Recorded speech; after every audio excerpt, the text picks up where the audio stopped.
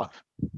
So welcome to the February 6th North Houston Space Society meeting. So the plan for the day is I have a few opening remarks, then Greg's going to give us an update on recent space news, and then we're going to have Brett talk about creating a better space future through children's books, followed by some Q&A, and then an opportunity to share any type of personal experiences or observations or other things you want to at the end. And then we'll try to wrap things up by 4 o'clock. So the vision of the National Space Society, of which we're a local chapter, is people living and working in thriving communities beyond the Earth and the use of vast resources of space for the dramatic betterment of humanity. And to kind of promote this vision and to make it happen, we have these monthly meetings. We used to meet in my house, then we met in the library, and now we meet on Zoom. And we've had speakers come and who work in the industry, who are really interested in space, who kind of can share different aspects of space. It's very diverse. We also been on a tour. We went to NanoRacks, but hopefully that's just one of many tours that we plan in the future once we get past the COVID situation. And so if this is something that you're interested in, please join our group by signing up to our email list so you can keep up to date on all the activities we have going on. I'd also encourage you to join the National Space Society. And this will give you an opportunity to connect with others that share this vision of humanity branching out into space and to educate and inspire communities about the benefits to humanity. So just want to let you know this meeting is being recorded and we'll publish it on our website, northhoustonspace.org in the next few days. And you can turn on and off your video using the little bottom left-hand icon. In order to ensure there's no disruptions, everybody has made so they can't unmute themselves at this part of the meeting. But towards the end and at various places where we have Q&A, we'll make it so you can unmute yourself. That would be done through a little unmute button in the bottom left-hand corner. So now I'm going to pass it over to Greg, who's going to update us on the latest space news.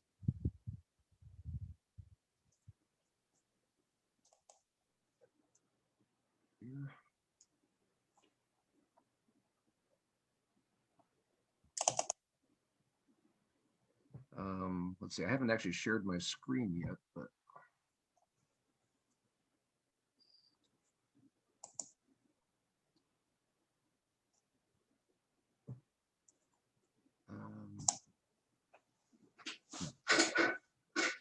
guess I have to share it first. Sorry.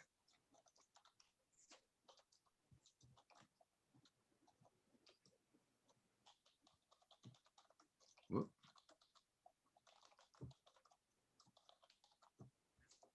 Sorry. Do you have to stop sharing your screen first? Let's see, I've already stopped sharing my screen.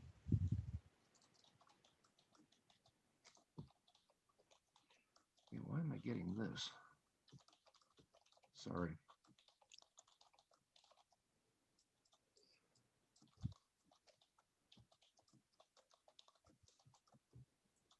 All right.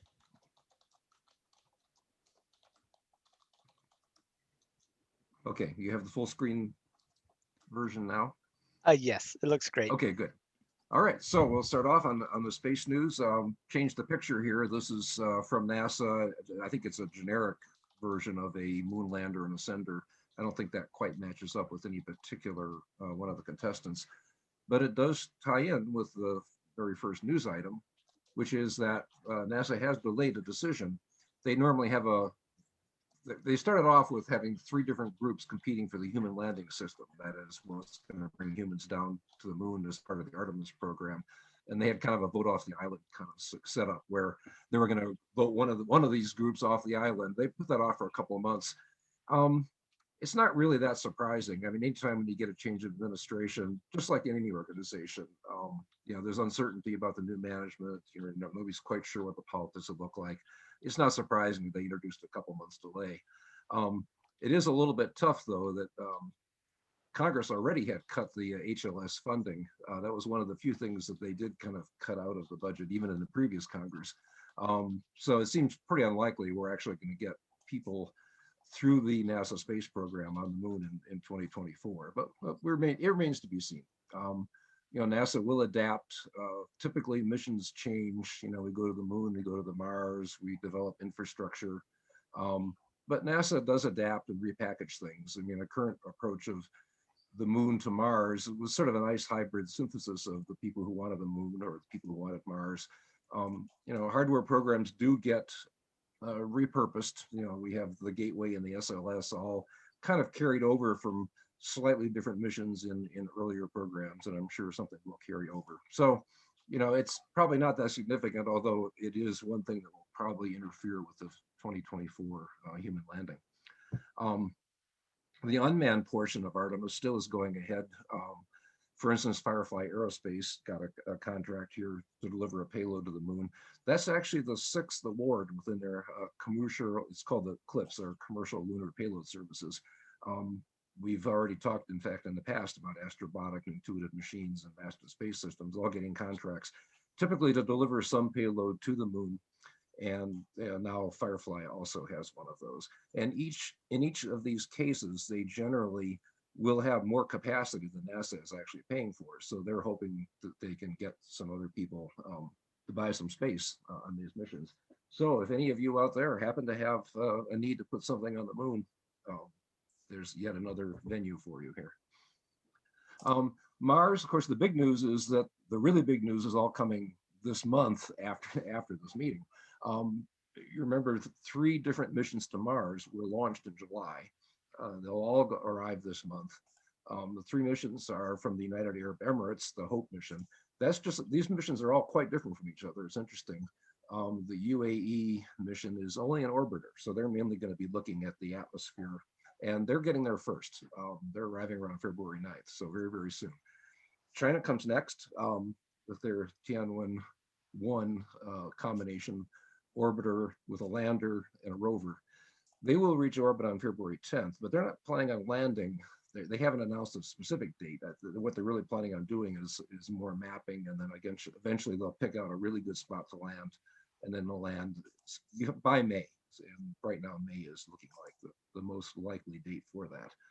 And then, of course, there's the US Mars 2020 mission. It consists of a fairly exotic landing system that's been used once before with the skyhook kind of thing, where that's pictured here on the left-hand side of this drawing, where the lander, there is no lander per se, but the sky crane, they call it. It drops down the rover. Really, the rockets slow it down, but then it gets lowered to the surface, and then this skyhook kind of flies off the distance. And actually, the interesting part of this is then after the lander gets there, after the rover gets there, it's going to release the helicopter, the first Mars helicopter. So all that'll happen around the 18th. We're just pretty much going directly there. There's no real significant order piece of this. We just go there. On a slightly closer to home note, the business of launching small satellites is getting bigger and bigger, and Virgin Orbit has finally succeeded. They have a program called Launcher One, and they've launched 10 CubeSats, very small satellites. They had tried before in May of 2019, and they had failed. This time, they succeeded. And this is a hybrid launch system, as shown in the picture here. They take a 747, they fly it up. It takes about an hour for them to get up to altitude and speed. And then they launch the rocket. The rocket itself is a 2-stage rocket. And you can see in this picture, they've dropped the rocket. The rocket takes off and continues on to space. They have announced a commercial launch service, but they don't have a schedule yet. So it's not clear where this will go, but at least they've now planted a flag. They're in the business, and they've proven they can do it. So they're competing with companies like Rocket Lab. That's the one originally out of New Zealand, now actually out of the US. Astra, Firefly, ABL, and Relativity Space, a lot of these have been venture capital backed, and all are reasonably well financed, and probably competing for an awful lot of business that everybody hopes will materialize. So it's a small world, but it's getting more and more crowded, partially just because there are so many new entrants and so much more interest in getting these small satellites put up there. there was a record set in the most recent SpaceX launch.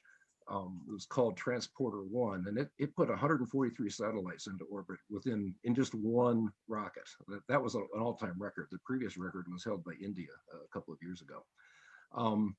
Now, the way that a lot of these launches have been going is you have a primary mission, maybe putting up a major communications satellite or a set of them, and then you have these ride shares that just kind of people that tag along, and they kind of shoot off, once they get up wherever the main load is going. This was not quite the same. There were 10 Starlink satellites on there, but almost all the rest of the mission was really just these small ones. And in fact, this is what SpaceX wants to do going forward. They're going to launch these things, in their minds, they're saying every 4 months, but 4 to 6 months, whenever they can fill them up, they'll launch them. And this is the second one of this type. I'm sorry, this is the second one that's gone into polar orbit. And that's been unusual.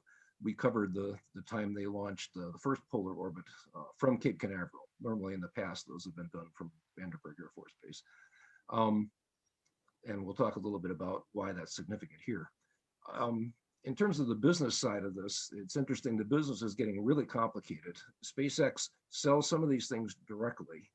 If you got $1 million, you could put 440 pounds into a sun-synchronous orbit, which I'll talk about later. But if you don't happen to have a load that big, well, then you go to an aggregator. And NanoRacks, as you've heard mentioned earlier today, that's one of those companies, and there's a bunch of other ones as well. They actually end up being the interface that customers have rather than even SpaceX necessarily. Now, what's interesting about this launch is that it's getting to be kind of a threat to all these small rocket competitors. That business is just taking off, literally, people like Rocket Lab and so on. But now, actually, SpaceX is a significant competitor. The way they talk about it is that you can think of, a large rocket like the SpaceX kind is providing bus service. It's pretty cheap, and it'll take a lot of people up to, as long as you want to go where the bus goes, you're in good shape.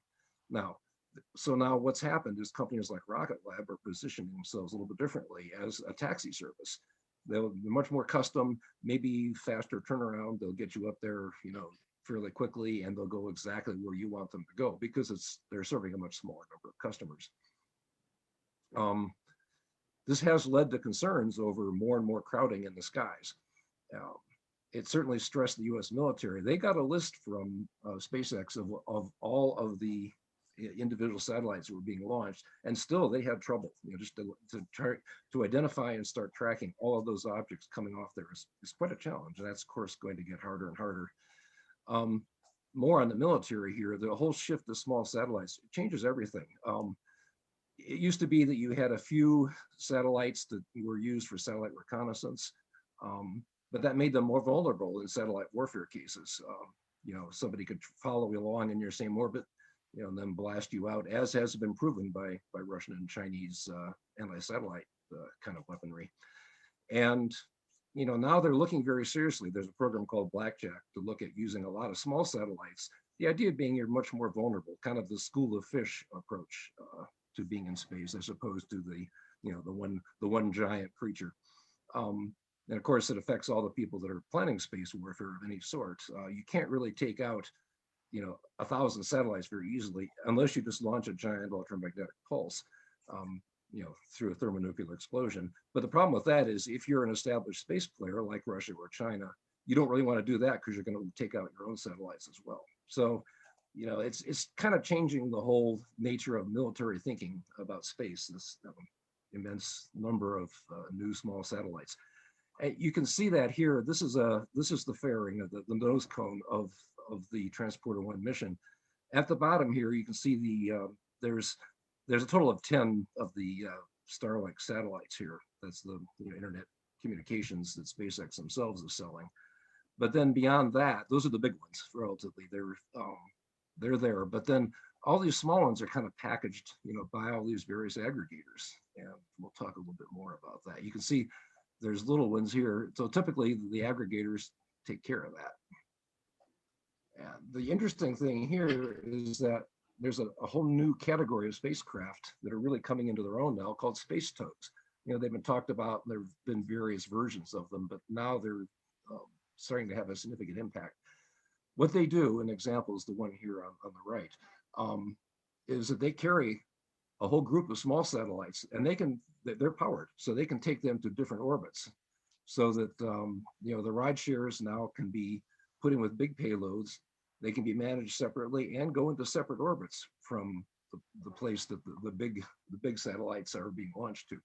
Now, this one here is that I'm showing in this picture is from a company called Spaceflight. It's their Sherpa space tug. It carried 13 of the satellites. It launched them over about a 2-hour period. So it took time to get to the orbits that were desired by this particular customer.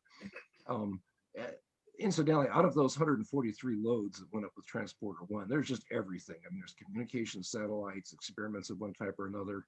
One of the satellites that was carried by this space tug contained the cremated remains of 104 people. So people are finding all kinds of use for space, not necessarily productive ones, but the ones that people are willing to pay for. There's another company called D-Orbit. It also had a space tug that carried 20 small satellites. Now, this is, of course, presenting a real challenge to all the small rocket operators that we've talked about, like Rocket Lab, because now they can get the pricing of a bus. You get a much cheaper launch price with the big rockets, but you can still get a custom orbit because these space tugs can take you there. So the business is really getting complicated and getting shaken up. Now, some of the other small satellites here were just launched directly from Transporter 1, and that includes the ones from Exolaunch, Nanoracks, and Maverick. As I was saying before, these people, they contract with these companies as opposed to SpaceX directly. It's going to be a complicated business, but the important thing is it's getting to be big. So we had mentioned that SpaceX was putting people into sun synchronous orbit for a pretty cheap price. What is that? Well, first of all, it's a polar orbit, or at least very, very close to it. We've shown this picture before where, you have orbits around the equator or orbits that go over the poles, hence the name polar orbit. And those are favored for an awful lot of applications, any kind of weather satellite, spy satellite, or anything in general that's imaging. Say you're trying to track force or something. You like the polar orbits because the Earth is rotating underneath you. So you got the orbit going on here, and the Earth is rotating underneath you. And that means that you can see any spot on Earth if you wait long enough, depending on the speed of the orbit and so on. But now there's an additional factor here, and that's this. You can think of this orbit as being kind of stable, kind of fixed in this position while the Earth rotates around underneath it. But now you can also imagine you have another degree of freedom here. The other degree of freedom is the orbit itself, that orbital plane, can rotate around the same north-south axis. So just imagine this orbital plane shown here kind of rotating. And that's when you get into things like sun synchronous orbits. And that's illustrated by this diagram, actually just borrowed from Wikipedia here, where you got the sun in the center, you got the Earth going around. So you're looking down at the orbital plane. That is the plane that the Earth is in. And you're looking down at the top of the Earth here. So imagine here that the pole of Earth is, ignoring the tilt of the axis, is pretty close to the center here. And you have a polar orbit as shown. There's two different orbits shown here. Let's talk about the red one first. This is one where there's no rotation of the orbit. They say the angular velocity of that orbit is 0. So as the Earth goes around the sun, this red orbit here, that stays the same. So that would be the case where it just didn't change at all. But as I said, you have the flexibility. You could rotate it, and the green one is going to be an example actually of a sun synchronous one, where it rotates going here from the dates here are basically like June 21st to September 23rd and so on. So these are quarters. In 1/4 of the year, it rotates. So they show the dots here showing, well, this was what it looked like back in June, but meanwhile it's rotated slightly. It's rotated 1/4 of the way around to this position, and so on. So the idea in a sun synchronous orbit is that it rotates once per year as the Earth goes around. Now, why did they do that? Well, the reason is that if you look at from the viewpoint of the sun, the illumination is the same. So at any particular, essentially, that satellite, when it passes a particular spot on the Earth, it always sees the same illumination. So it says, for instance, it's the equivalent of being like 2 o'clock. Every time that it takes a picture of a particular spot, it's at the same illumination. And that's really useful if you're trying to track, the growth of forests or, the growth of, somebody's illicit nuclear activities, whatever it is, it's nice that you're getting the same lighting every time. And so these are really favored for imaging satellites of all kinds. And that's why sun synchronous orbit is a pretty desirable one, and it's a pretty popular market. So this is something that you can pay. What we say they're charging for this? Yeah, $1 million to get 440 pounds into a sun synchronous orbit. So that's what the SpaceX and probably others will be selling as well. Okay, we mentioned Starlink in those satellites as part of the transporter mission. It's time to give an update on Starlink as well. Remember, Starlink is the internet service that's going to be offered by SpaceX. As of February 4th, they now have over 1,000 satellites in orbit. They've deorbited some of them, another 60, for one reason or another. They also have acquired 10,000 customers already. These are officially their beta test users. They're in the northern US, Canada, and the UK with 100 megabits download speed, 20 megabits upload speed. 10 of those satellites were put into polar orbit, and that was a first for Starlink. If you remember from previous news, when we've talked about Starlink, here's an example of the orbits that were planned for all these satellites shown in the lower right-hand corner of this. They were never covering the poles in their original plans. The North and South Pole were pretty much uncovered. They apparently have changed their mind. Now they're putting some polar orbits in there. They are going to be able to cover everywhere on Earth. The stated reason, and probably one of the true reasons, is they want to have better coverage in Alaska in particular, and also parts of northern Canada, where they just simply would not have good enough coverage. Looking ahead, we know they're also bidding for military use, and the military would want to guarantee that they could communicate anywhere on Earth, so that this sets them up in a much better position. Now, the second thing they did is they've introduced laser communication links between the satellites. And there's a picture here we've also used in previous presentations, where normally you think of the user down here on Earth, they're going to communicate with a satellite passing by overhead. Now, if you don't have any links between the satellites, that says the only thing you can do is send that signal back to the ground, not that far from the user. So there are going to have to be a lot of ground stations everywhere for Starlink for that to work. But now that they've introduced crosslinks, they always planned to have them, they just didn't get them to work until now. Now that they have them, that says that one user, he can talk, the signal goes up to the satellite, he can go over to another satellite, come down to a user. There might not even be a ground station involved, or if there is a ground station, it could be somewhere else. So when you're over the pole, you don't need to have a ground station anywhere near the pole. This opens up a lot more business possibilities for them. That means, well, polar regions, also the oceans. You don't have a lot of ground stations in the middle of the ocean.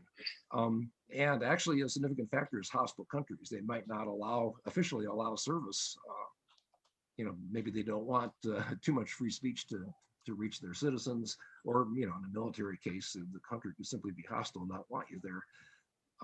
If you have crosslinks, you have the ability to reach all those people, whether or not the governments want you there, or whether there's ground stations anywhere nearby because there's an ocean or a polar, just an ice cap or something.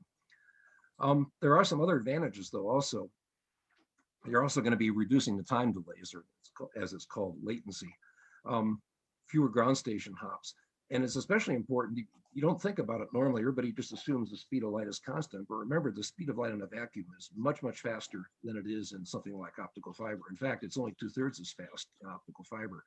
So for internet passing around the ground, it's going from station to station with repeaters. It's going relatively slowly compared to what you can do in space, which is pretty much a vacuum.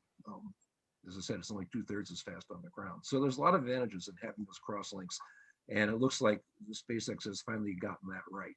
So right now they only have 10 satellites that have that. They'll have about 60 in that plane. But what they have said is that in 2022 and beyond, basically starting next year, all of their satellites will have the laser links. So over time, as they phase out the old 1,000 satellites, all the new ones will have them. Okay, it's kind of funny. There's a lot of stuff. There's a lot of SpaceX news this time, simply because SpaceX is doing a lot right now. They bought some oil rigs, 2 of them, in fact. These are offshore deep water oil rigs. So these are the kind that float, that they could be anchored, but they're basically a floating platform. in a way, they're kind of comparable to what they're using right now. They have these big barges that we showed in some of the earlier newscasts. They're floating around, and that's a place for them to land their first stage boosters, and they're looking for more places to land or even take off. And so they're looking to old, used oil rigs to do that now. These two that they bought, those were headed to the scrapyard. There was nowhere more need for them. They originally cost, there were two different ones. One was 330 million, one was over half, 515 million. That was back in 2008. They're getting them, it's a steal at 3.5 million. So a lot of steel out there, quite literally. And why are they doing it? Well, they're basically making floating spaceports for Starship. This way, the noise, the sonic booms, the congestion, the risk to the crowds hanging around, all that is removed by having these things out at sea. So SpaceX had long talked about doing this kind of thing, and they're taking the next step. So right now, these two offshore rigs, one's in Galveston and one's down in Brownsville somewhere. They're refitting them, and they're going to be using them, going forward. A related topic is space tourism. Still expensive, but it's coming along. SpaceX did announce the first all-civilian space mission coming up. It's using a Falcon 9 and a Crew Dragon. This could be as early as October. Now they've announced things, way ahead of time before with optimistic schedules, but this is getting pretty close and starting to look pretty real. Now these particular ones are this particular one is only going into orbit just within the Crew Dragon itself. 2 to 4 days. It's not going to the space station. And interestingly, it's paid for by one guy. And that guy he's really basically doing, charity work here for St. Jude's Children's Research Hospital. He's paying for it. His name is Jared Isaacman. And he has at least one person who works for St. Jude's and a couple of others, but there is a seat still available.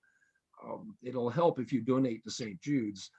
It's not too late for you to sign up. So if you get, if you happen to have some money sitting around and you want to pay to go up, you can at least enter into the sweepstakes. So what you do, in fact, what I just learned is that the number of tickets you get in effect is proportional to the amount you donate. So if you donate a lot, then you got a better chance of getting up there.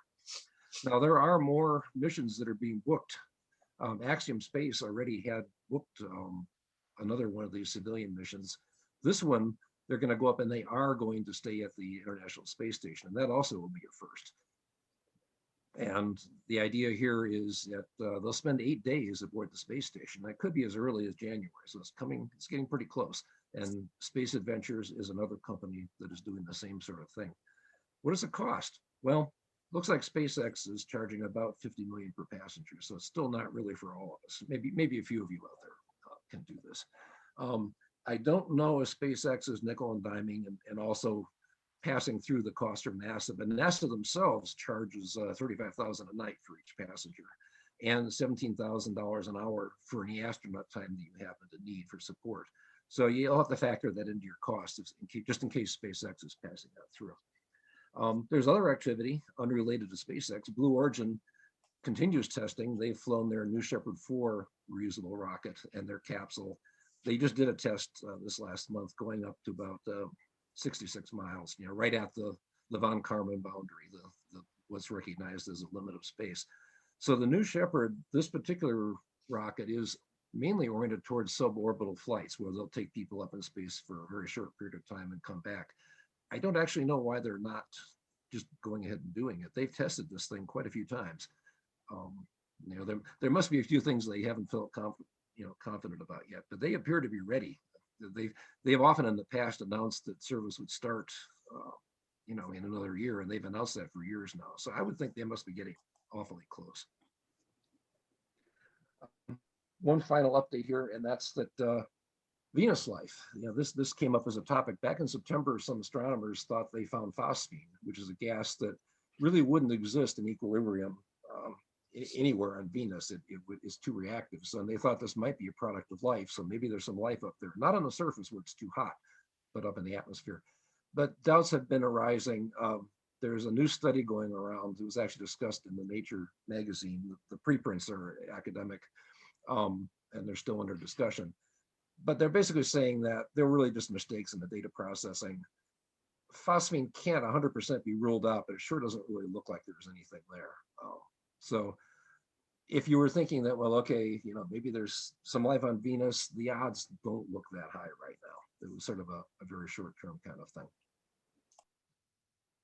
Okay, well, that brings us to the portion of the thing where we ask, how many launches do you think we've had since the last meeting, which was on January 9th? And we normally give everybody a chance here to put in their guesses. And as usual, we point out that suborbital attempts don't count. So for instance, the Starship SN9 serial number 9 test, that one didn't count because it was only a suborbital attempt. It wasn't an attempt to go into orbit or beyond. The crash at the end, which by the way, turned out to be a failure of the second engine to reignite near the end, that didn't disqualify him. This picture is showing the last second as the thing is crashing down on the launch pad. But right before the fireball, right before it exploded, that's what it looked like. In a classic understatement, one of the lead engineers for SpaceX said, again, we've got to work on that landing a little bit. Yeah, they definitely do. All right, so once again, we have this interesting split of less than 5 or more than 9. And yeah, it turns out, I guess we'll end it right here. Close that off. So it turns out, what is the answer? Well, the answer is, what did I say? 7, 1, 2, 3, 4, 5, 6, 7, 8. Sorry, 8. There were 8 launches. We've already talked about some of these. Virgin with their CubeSats. The Chinese have done some launches. Electron has done some small satellite launches. Starlink had their own, another batch of 60 satellites. And of course, we talked about Transporter 1. Interestingly, the Chinese space program is getting more and more significant, and there's a lot of players there, including some, I put in quotes, private space firms. There's one called iSpace, where they're trying to be like SpaceX. They're trying to go through and they're pushing toward reusability and fast testing and all that. This particular rocket failed. They had actually gotten to orbit once before. This particular one failed, but they're active. I put private in quotes because most of these are really kind of spin-offs from their major space companies, which are completely owned by the government. But the investment that is behind it is still pretty much from the government. So they're not really completely private in the sense that the US or European ones are. And that ends the formal presentation.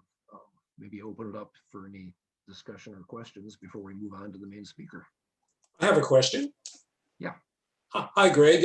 When would you predict that Houstonians or the city could subscribe to Starlink internet service? They really haven't been very forthcoming about that. Their coverage is mostly in the north, and they're really only hitting the northernmost states of the U.S. now. But I would think within a year, there's a shot at it. They are bidding and they're getting some federal funding for broadband internet in rural areas of the U.S., which includes states that are not northernmost. That's including down at least as far as say North Carolina. So, but I would think within a year, it's going to be possible.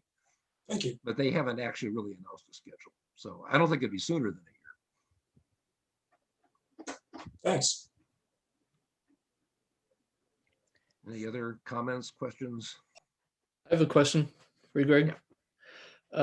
So I saw the number that NASA quotes for their cost. If you take a trip to the space station with them, it's so many dollars per night. So my question is, whose night is it? Because when you're in orbit, you get night every 45 minutes. And that would be I think that quick. they mean that for 24 hour. I think they're putting that in traditional terms. Okay. Yeah, obviously, if it were for every 90 minutes or something, that would be pretty bad. Yeah. I mean, if they're sneaky, they could do that, I guess. Right? Yeah, that's right. You have to be very careful in defining terms. That's for sure. Fine print. Okay. Yeah. Thanks. Yeah, maybe you should work for NASA. You could help them make a lot of money, I think. Greg, I was thinking another advantage to a sun synchronous orbit is you have continuous power for your satellite. Yeah, as long as you're in the daylight. That's right. Actually, that's true. And you know, sun synchronous, that concept applies not just to Earth, but it applies to satellites around the moon or Mars. And that has been pointed out that when you want continuous power, that's one way to do it.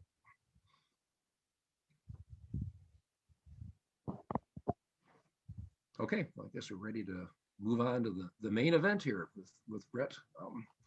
Now he's basically, his topic is creating a better space exploration future through children's books. And he's actually put out quite a few books in the past, one about how to be a rocket scientist, which you could probably say was oriented toward high school kids or maybe junior high school kids. Also published on a lot of work on drones, for instance, in civil engineering. Recently published a smaller book on stories about the pandemic of 1918 to let people think about how that applies now. But in general, he's focusing now more on preschool and grade school children. He's put out a variety of puzzle books and that sort of things. He'll talk about his Goodnight Moonbase project soon. He is actually legitimately a rocket scientist or engineer, as in any case. He's a BS and an MS degrees in the field, and 20 years of experience in aerospace. So he is legitimately, a rocket scientist. He's apparently also had quite a bit of interest in unmanned aerial systems, UAVs, drones, and quite a bit of experience there.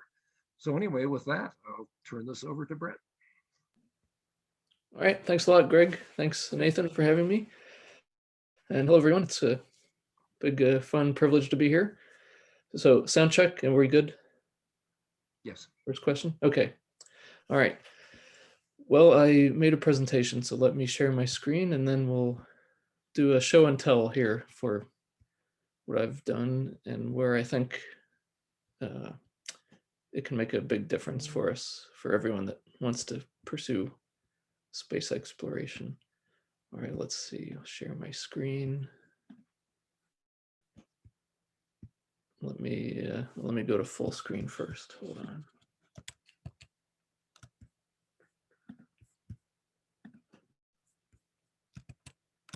Right. It should work. Let me know when you see it. Good? Okay, we're good. All right. So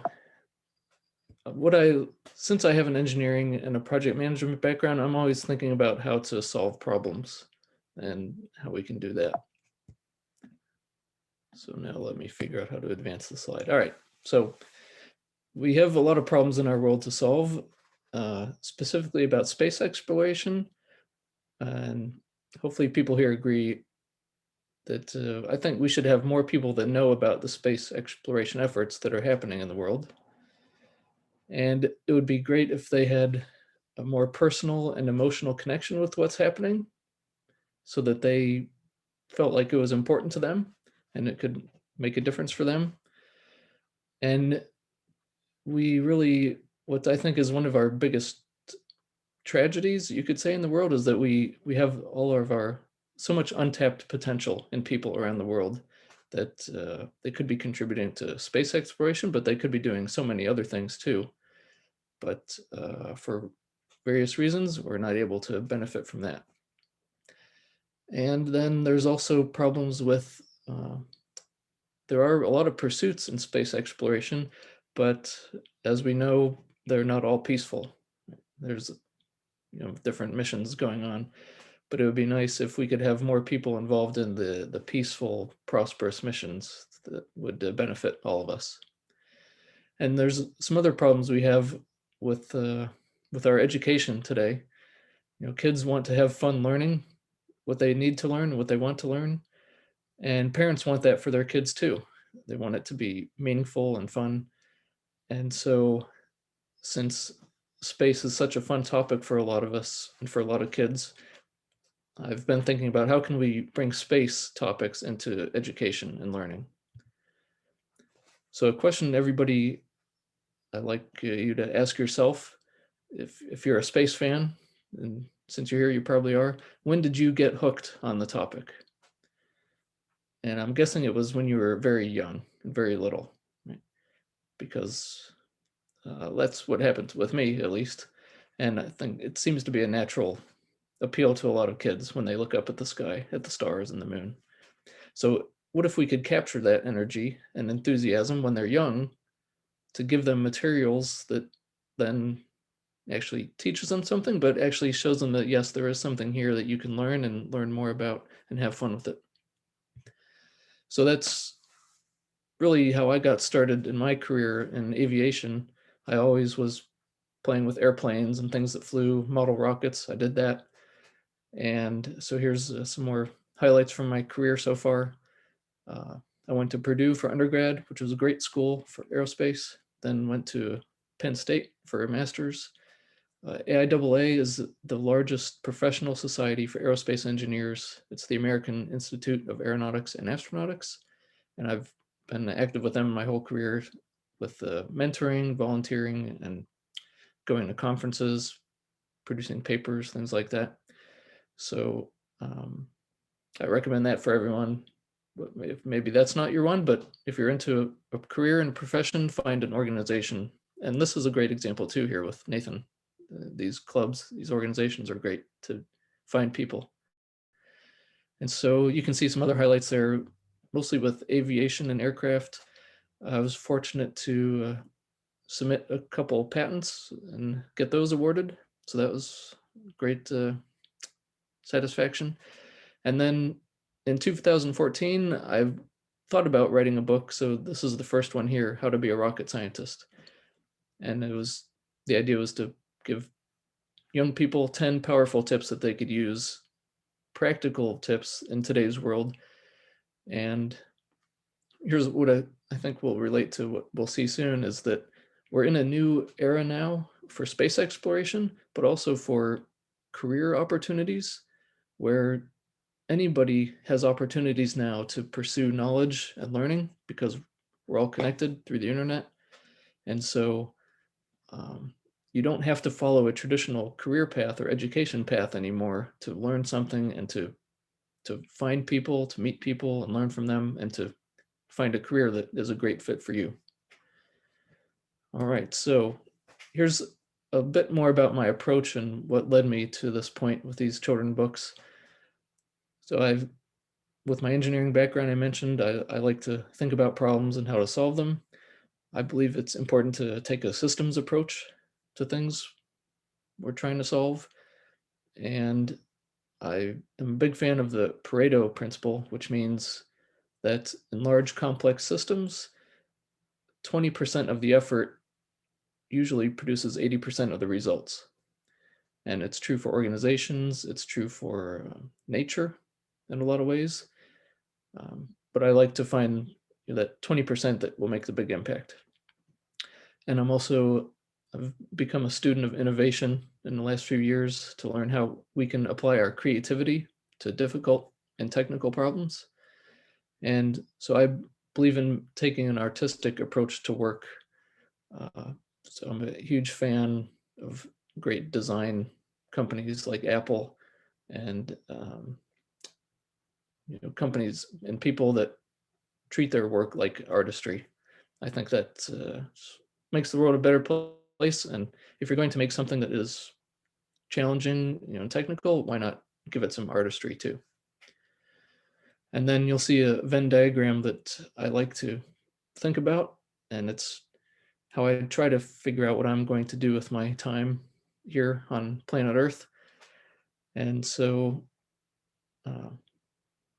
you can read there, it's just finding the best fit and unique fit with my unique strengths and passions, what people want and need out there in the world, and things that would only happen if I do it. So given all that, I've become a big fan of producing children's books on space themes because through all my career mentoring with other people and just seeing what happens, I've just come to believe that the sooner we can influence kids, the better. And then it can set them on a trajectory that lasts their whole life. So here's some examples now of what I've created for kids that are just learning how to read and write. I've made some alphabet tracing books, and since they have to learn the whole alphabet, then there's words that we can think of that relate to space exploration. Here's an example A through Z, and each letter there has a word with an image that relates to space exploration. So if anyone, if they're, they still are excited about space and planets as kids, this hopefully gives them a way to show that they can actually learn about those topics here while they're still learning how to read and write. So hopefully the idea is, if you're going to be tracing letters, you might as well make it fun and talk about space topics. So here's a couple other examples. They have different words, but same idea. There's kids who love planets. They can get a book about that for the alphabet. And then the universe, there's some other different words in that one too. And then I've also made some puzzle and activity books and coloring books. So I'll give you some examples here, a little show and tell. One of them that's been very popular on Amazon is about SpaceX. And so I'll show you some examples, but here's one of them. This is from Elon Musk when he, maybe some of you have seen the YouTube video here. That's where I got this image from. And then I had somebody turn it into a coloring image when he was in the control room for the very first flight of Falcon 9 Heavy. And then he ran outside to take a look with his own eyes and was just awed by the sight there. And here's some more SpaceX scenes that probably most of you are familiar with. The first landing of those double boosters, and then the Starman heading to Mars above planet Earth. And so there's a, I don't know how many of you have done any children's books recently or had kids that have done them, but one of the popular items is Spot the Difference, where you try to find, here in these terms, I put it into space rocket science terms, there's a defect in one of these Falcon 9 thrusters arrangements. So you have to find that. And then you can color it into as you might like to do. And then on the right side here is a finish the image. So you can test your design and drawing skills to finish the other half of the capsule. And then I like to do word games. Hopefully some other kids do too. So here's some word games with word scrambles, crossword puzzles, and word searches. And you see here, there's, even as a young child, I took these classes in college, but I say, why not learn some vocabulary for rocket science when you're just a first or second grader? I think they could handle it if they really want to. So you can start getting familiar with concepts like engine and stability and velocity. And I will say I'm eager to get feedback from anyone here that has kids or think they might have a classroom. One thing I hope to get out of this talking to you all is to find people that have kids that would like these, and then you can give me new ideas, more ideas, or feedback. And I'm looking for other topics in space exploration too that might be popular for people. So, all right, here's some other examples.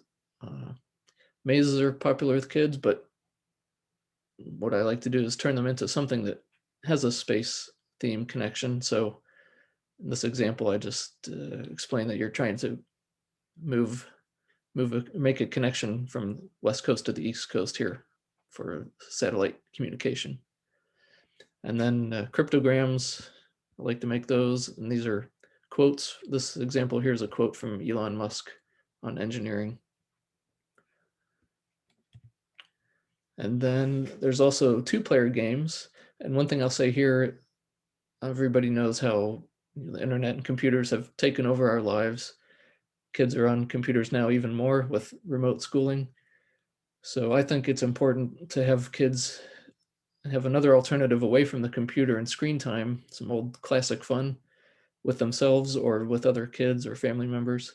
So these are just examples of old school paperback books here that you can print out and play with. So there's a paper version here of the Battleship game that everybody knows, but you can do these on paper. You give one piece to each person, then they mark in their, here instead of ships, it's some fault codes that relate to rocket science. And then you take turns guessing, just like the regular Battleship game, and you try and find the other person's faults here in their rocket launch. And then there's a 3D tic-tac-toe game here, and I stuck a Falcon rocket on there, so now there's a little space connection for kids to play with. And everybody, hopefully they're familiar with dots and boxes where you draw squares. So to give it a space connection here, I took a solar panel from the Crew Dragon capsule, and now you have a dots and boxes play area here to play with somebody. So there's some examples of that, puzzle and activity books, and then some other books on space themes. I've also learned how to make just blank journal books and notebooks, college ruled compositions here. But we can, if you like space topics like SpaceX, then you can find me or talk to me, and we can make a custom cover for you on a topic. And so I've published a few of these on Amazon too that are pretty popular. And I like working with other people, so I've done that with some other authors. And this is he's actually an engineering student in Africa who wants to get an aerospace job, but he's a great writer too. So I helped him write this science fiction short story about spending Christmas in space. And it's really a great story that imagines a day in the near future when we have a thriving space tourism industry. And so this family gets a trip to spend Christmas in space. Nice holiday story for the family there. All right, so now I'll be glad to share my big project that's in the works. Goodnight Moon is a classic children's bedtime book that came out in 1947. Many of you are probably familiar with that. Well, I thought, wouldn't it be great if we had a book not about saying goodnight to the moon, but saying goodnight on the moon, and transporting children to bedtime on the moon that would make them, for one thing, more eager to go to bed, if that was what they were pretending every time they went to sleep, but also just more inspirational and aspirational, with the idea that I believe if we can have thousands or millions of kids dreaming about a moon base where people are living on the moon full time, day and night, working, living, and playing there, the more people we can have visioning that, then the sooner it will become real. And it's just the way things happen with, once we saw people on the moon in the 60s and 70s, that meant everybody could see it was real. And that also launched entire generations of people moving into aerospace and aviation fields once they saw that great achievement. So if you would like, I think we have some time. I could give you some previews of this Goodnight Moonbase book. Does that sound good, Nathan? Yep. Okay. So this, I'll tell you, is the first time most of these images have ever been seen by anyone. So I'm eager to get feedback, and hopefully you'll appreciate this. And you'll see the words inside here too. All right, so here's how it starts. Connected to Earth in its orbit, like a cosmic child to it. The word for all things is lunar. Can you imagine humans there someday sooner? These, I'll say, these illustrations are hand painted from a colleague, a former colleague and friend of mine who also used to work at Boeing. He was an illustrator there and did work with trade shows for Boeing. But I think he's a fantastic illustrator. So here comes some more of his. So long before people were on Earth, our moon had proven its worth. From its path around Earth, we have tides. Throughout our life, the cycle resides.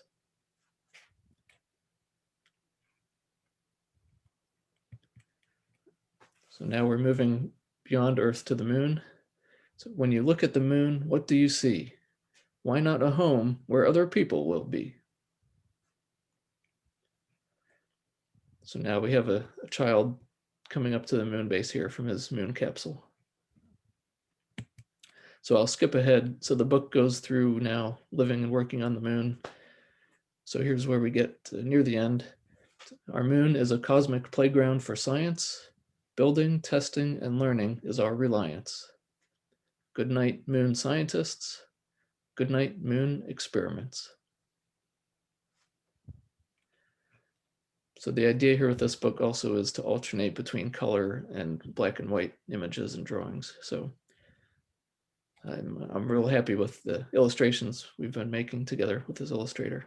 I think the idea is to, again, transport children to the moon as they fall asleep so they can be dreaming about that as they drift off to sleep. And then hopefully they can help us get there eventually. All right, so I'd like to give people an offer here for everyone on this meeting, which is to give you any one of the books that you saw here electronically, if you'd like that as a PDF. So you can email me, and the best way to do that, and to also stay in touch with me to find out about this Goodnight Moonbase book that'll be published with the goal we have in either November or December of this year, by the end of the year. But if you go to this website here, moonbound.gr8.com, then enter your email into that. And if you do that today, I'll see it come to me. We'll be connected. And then you can tell me, or we can talk about which one of these books you saw you might like for yourself or for your kids. And I'll be happy to provide that to you.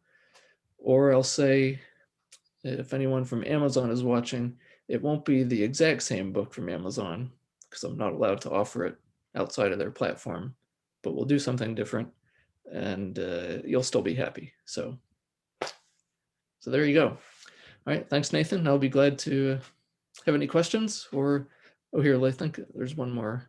Well, that's just me there. So yeah, I'm on LinkedIn. I like to connect with people there if you want to talk about anything with space. And I'll come back to this and I'll turn it back to you. Thanks. Well, sounds good. I'll go ahead and make it so people can unmute themselves. But if you wouldn't mind, use the raise your hand feature so we could call on you in turn. And unfortunately, that's not available to co-host. So I'll just make our co-host. You want me to stop sharing? I mean, how about let's go back to the illustrations you had from Goodnight Moonbase. Okay. And maybe we could just get some feedback on them, what people, what they most like about it. Let's see, there's one. Here's the first one. How about? Yeah. I think this is really neat, actually getting to see the Earth's shadow on the moon. It's kind of a neat concept. Yeah, well, I love it, I think. And this one, I really love the detail with the waves, the little tidal pool here that shows. You're not sure, this could be millions of years ago or it could be today on the planet Earth. And then here's the first time when we see a moon base in the book. And it's from the child's point of view. And one little detail is, you notice he or she making a conscious attempt to make it ambiguous. So both boys and girls can relate to what they see here. But they're holding this little stuffed animal elephant. And it's the same one that is on the cover. If we go down here, it's stuffed behind them in their bed on the moon. That's our, and you notice here, of course, in the original Goodnight Moon, the moon is in the window. This time it's planet Earth in the window. So. And especially like the idea of the spacesuit just being hung up right there, and the space boots, just kind of there. So yeah, does anyone? I'll try and stay quiet now. Have any feedback or questions?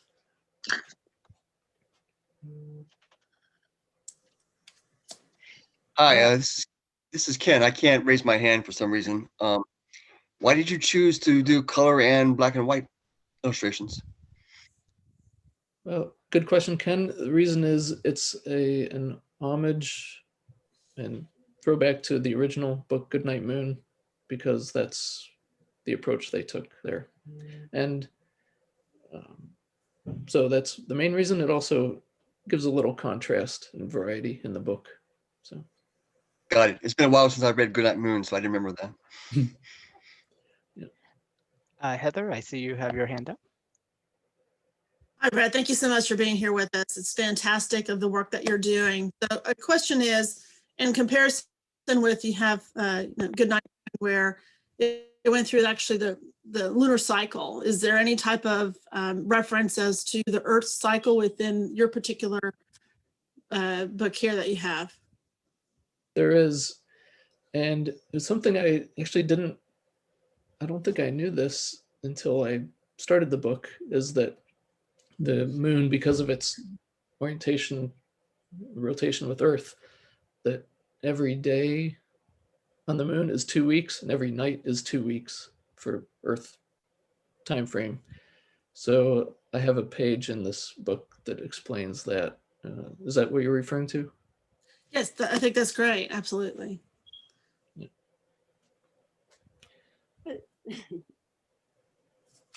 Can I just start talking? Yeah,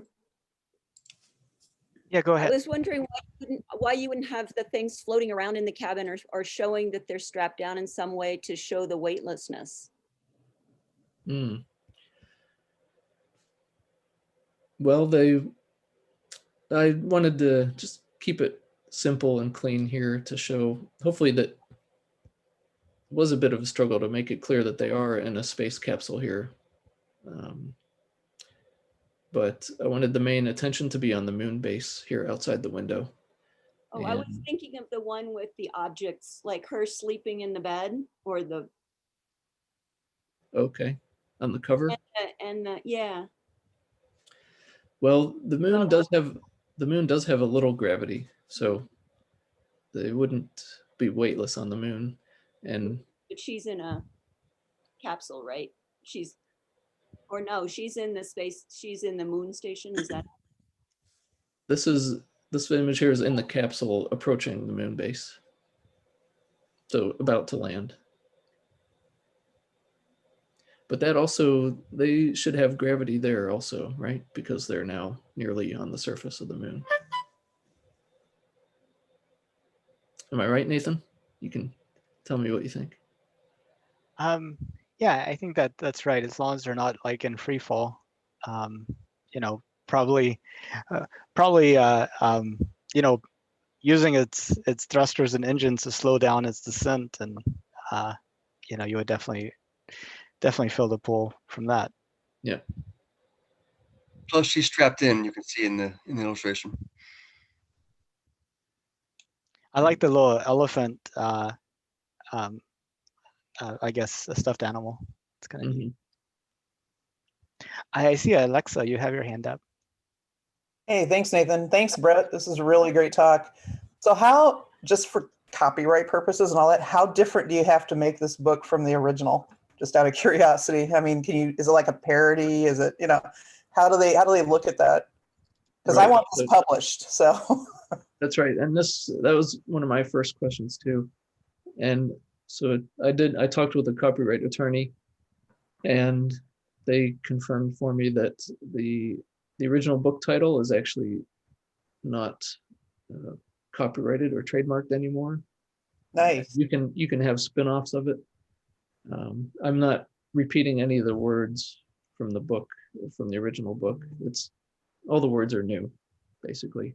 And if you look, there's actually some fun. There's a lot of spin-offs or parodies of Goodnight Moon that are out there now. There's most of them, or none of them, are about the moon actually, but there's a Goodnight Donald Trump book. That one comes to mind. There's a lot of funny. There's actually Mark Kelly. We mentioned the astronaut. I think he wrote a book, or is in the process of writing one that's Goodnight Space Station, maybe, or something like that. So, yeah. So Good to know.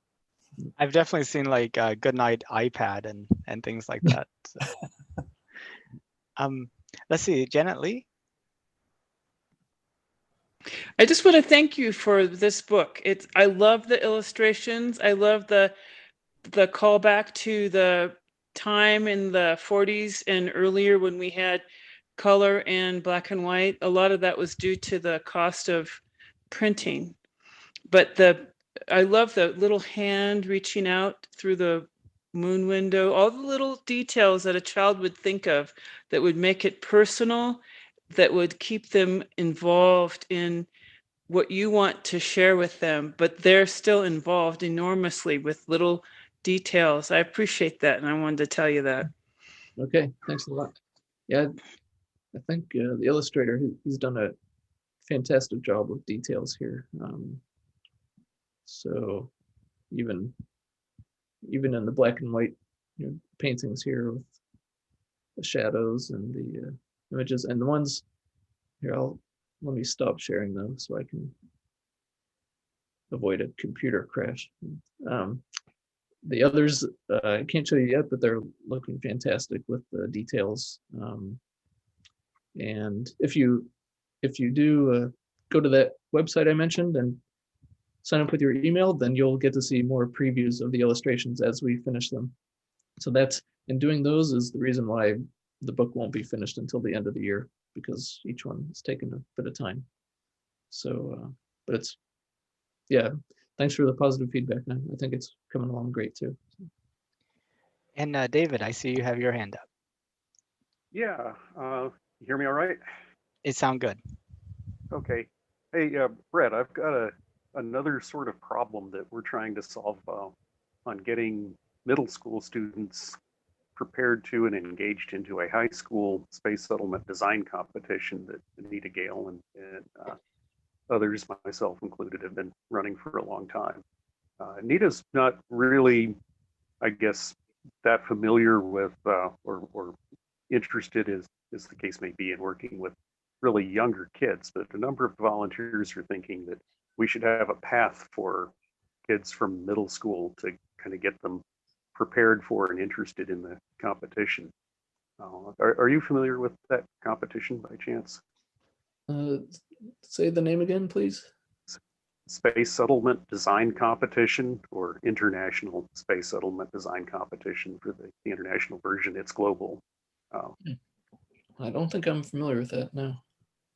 Would you be interested in maybe kind of getting together and get some ideas as to how we might be able to get started with a younger group to be able to get them into it? They're basically the high school students have a weekend to prepare a 50-page proposal responding to an RFP industry style and presenting it to a panel of judges. And I've also got a parallel entrepreneur competition that goes with it, set in different points in future history, ranging from 20 to 80 years in the future. But it's geared very specifically to high school students. But we're looking at maybe finding a way to get younger ones kind of prepared to do that in a simpler format. Okay, sure, yeah, let's talk. I'd like to see if I can help. Yeah. Yeah, that'd be great. Yeah, that problem solving kind of thing. Right. Okay. Yeah, I guess if I can get your email address, or Nathan, if you would mind getting an email address. Absolutely. Connected. Thank you. Okay. Yep. Thanks, David. Looking forward to talking more about that. All right. Yeah. Can I raise my hand? Yes, go ahead.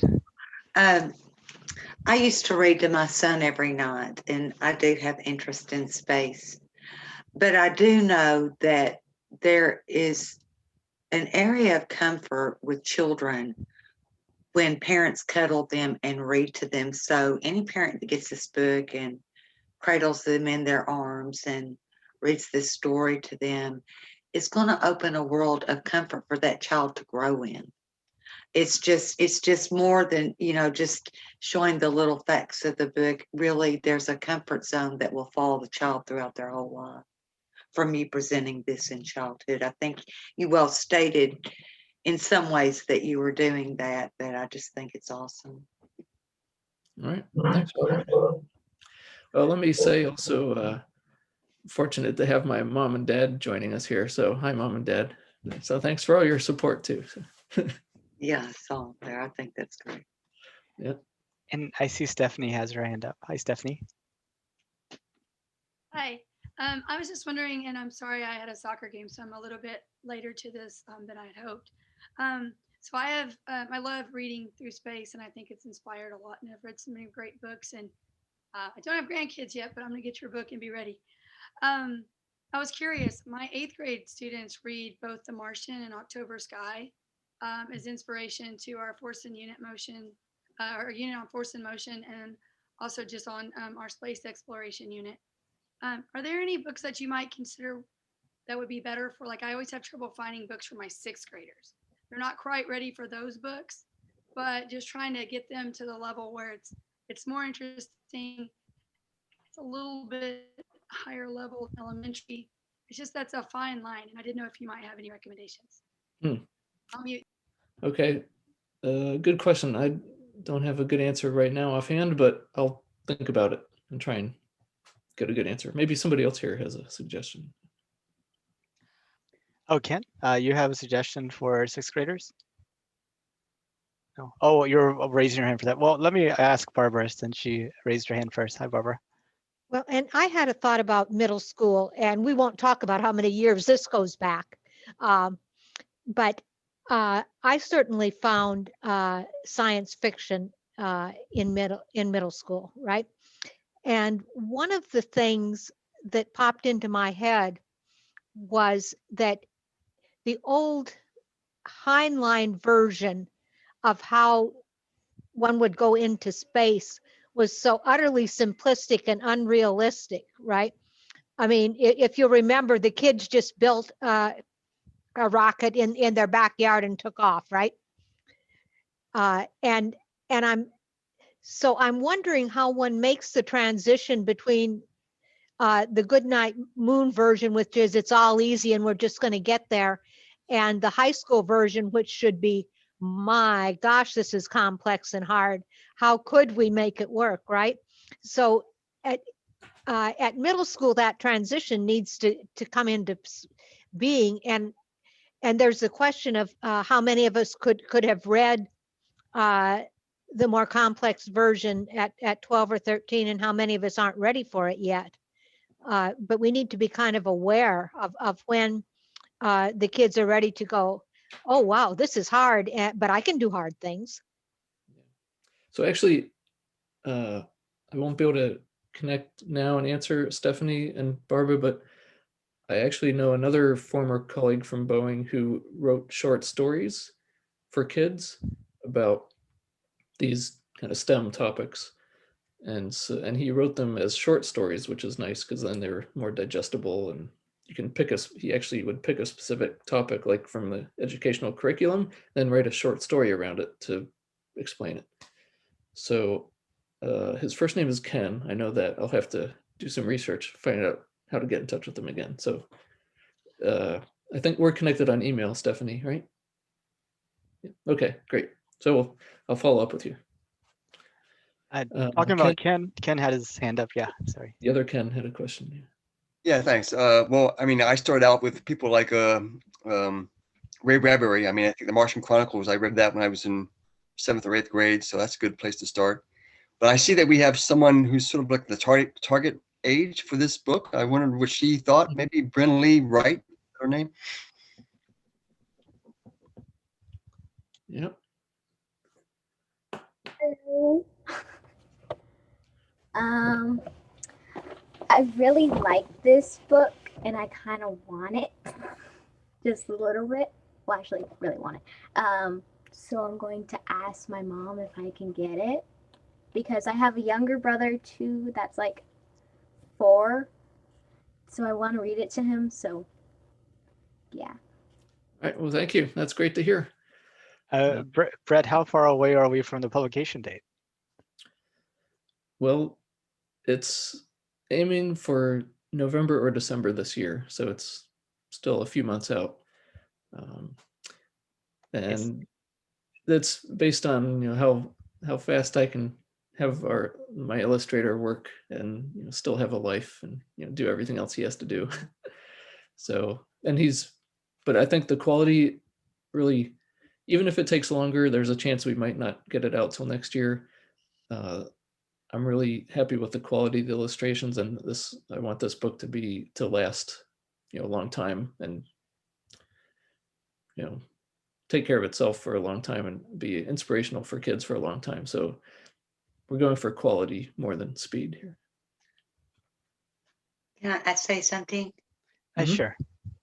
The U.S. Space and Rocket Center has books that they sell there, and a lot of parents go through there with their children searching for something. So I've been in there. I buy Christmas gifts there throughout the year and for the kids. So people are looking for something there for children. Great, well, thanks. Yep, they're on my list to get in touch with.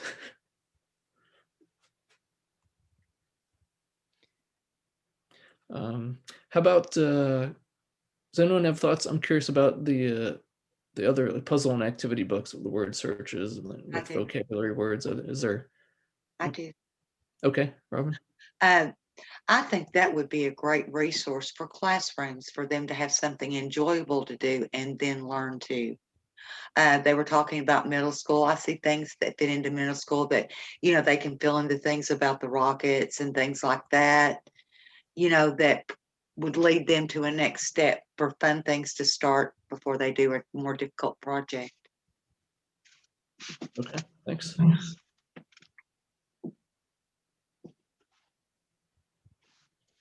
Oh, go ahead, Barbara. I might take that to a little higher level, though, even for middle school. One of the things that I noticed in early high school is that the English teachers wanted people to read Shakespeare, and that was perfectly okay with me. I liked Shakespeare, no problem. But for a lot of, especially the guys that were more interested in science, they much preferred popular mechanics. And the folks that were interested in literature and reading sort of poo-pooed that as, that's not great literature, but it is, and kids need to read things that interest them. So I'm thinking that next popular mechanics level of how to build a little rocket, of how to actually do something in a makerspace is probably where we want to go to for middle school. Okay, thanks. Yeah. Well, that's, I think that was the age when I really got into model rockets and building radio controlled airplanes, and first the balsa wood, like rubber band airplanes. But it's, I think not everyone has those opportunities, right? But it's hard for schools, I think, to create those programs too. You need somebody who's really passionate about it and can, sponsor or organize those things. But they definitely are great to have hands-on activities like that. They worked for me. So, well, the makerspace movement, though, is getting much better at that. I know in Houston, some of the local libraries are making maker spaces where there's a place where there are tools and such available, but what we need are the sort of old popular mechanics type prototypes that kids can actually use in the modern world without costing a fortune to do it. Mm-hmm. Yep. Oh, And I see. Go ahead. Sorry. Yeah, well, take Robin, but then I want to mention one thing I forgot about this book, but go ahead, Robin. Jack and Kathy Culpus have a Reach for the Stars rocket competition, and I had emailed them to see this presentation, but I'll send them a link afterwards. But they have a rocket competition for middle school students that the National Space Society even gives awards to when they present the awards to the people which I have taken part in that.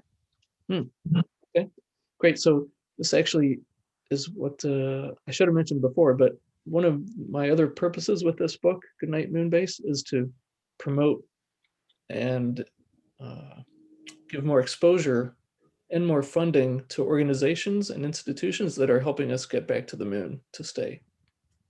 And so my goal and my plans will be to have a list of organizations and nonprofits that are doing that.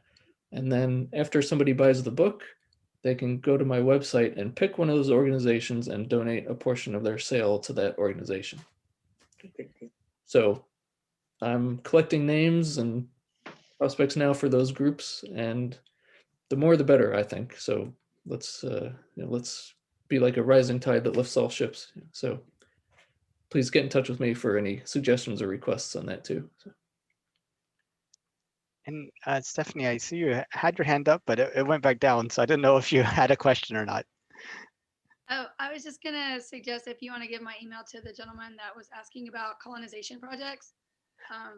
I have both middle and high school students that do that. In fact, we've got projects going with Astrobotic to the moon because we won space contests on colonization. So if you'd like to put us in touch, I'd be willing to offer some advice on getting kids into that. I have a lot of kids that do that right now. Awesome. Yeah. So I'll send an introduction email to Stephanie and David so y'all can Sounds connect. good. Yeah, sounds good. Thank you.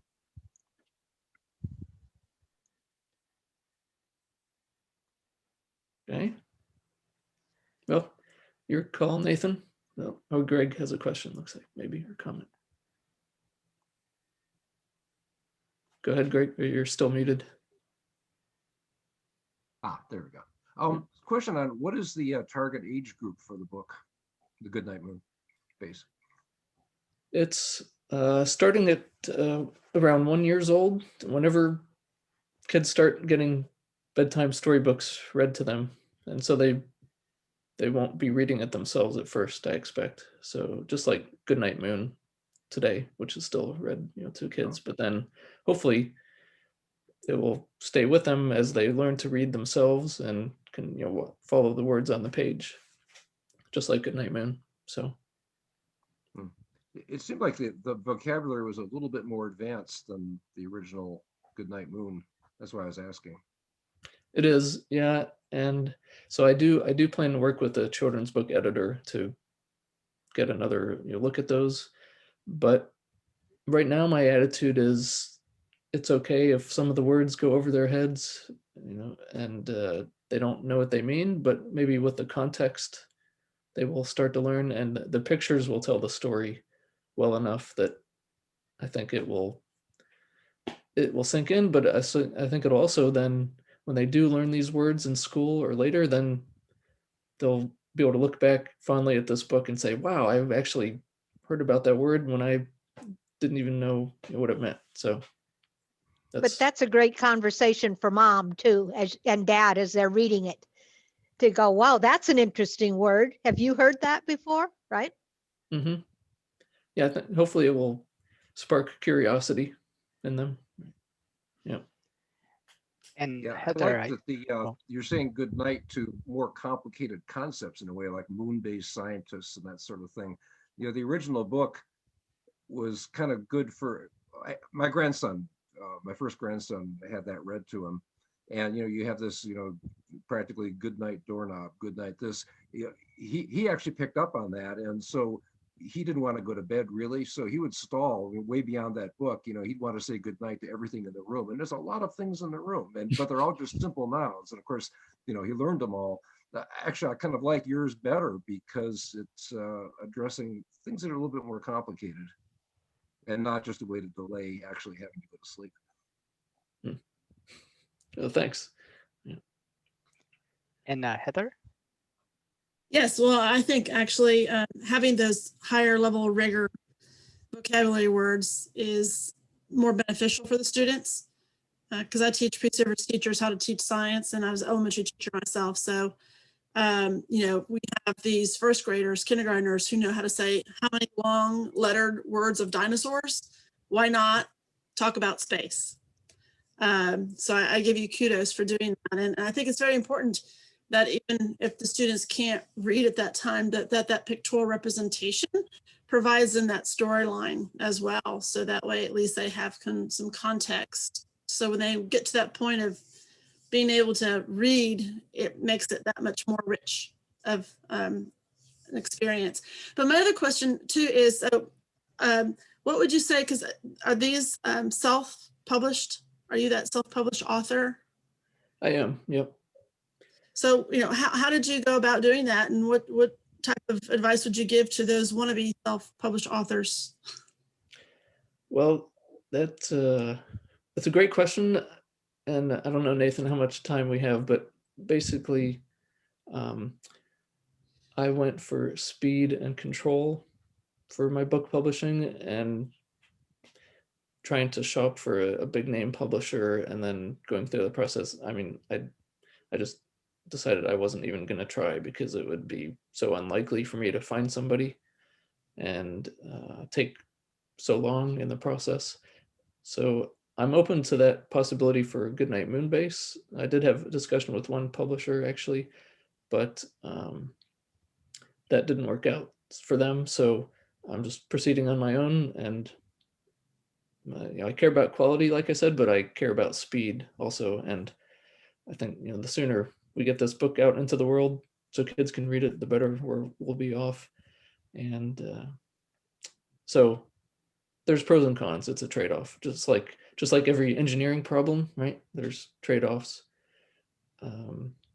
But that's, I think, benefit of our world today is anybody can be their own publisher or creator for whatever artwork they want. So I'm taking advantage of that. And they're not mutually exclusive. The Martian was originally self-published, and then it became very popular, and then they made a movie out of it, and then it became, published through traditional channels. It's kind of interesting. Yep. And we have, like Nathan, this event here in this group, right?